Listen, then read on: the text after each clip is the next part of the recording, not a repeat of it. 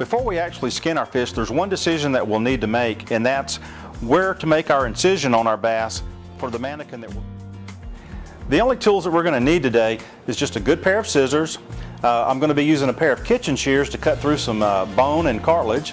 I've got a little modeling tool with a hook on the end that I'll use to scrape some meat. A crochet type hook. I pulled our bass out of our preservative solution and I hung it up and I allowed it to drain for a few minutes. But I want to let you know the techniques that we're going to be using today, you can also use them on other fish as well. So let me go ahead and go over the tools that we're going to be using today and we'll start mounting our bass. And I'm going to add primer. I want to make sure I get some around these fin roots. And I'll just take and kind of sprinkle it in and then I'll rub it just a moment. But anywhere that there was a little meat before, I want to make sure I get some in there. And the technique I like to use, and the reason I like a spoon, is because it's kind of got a curved end on one side. But I'll get the mache in there and I'll pack it down with the spoon.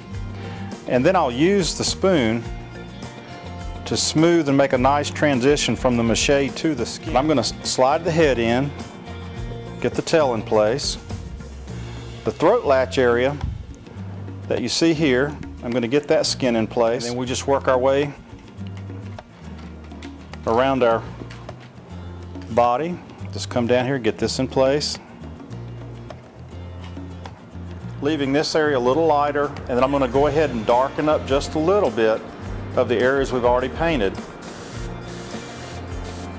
bit of work around the mouth. Got to darken up this area right through here. Also gone ahead and attached our bass to a really nice piece of driftwood, and I added some lily pads to give it a little interest.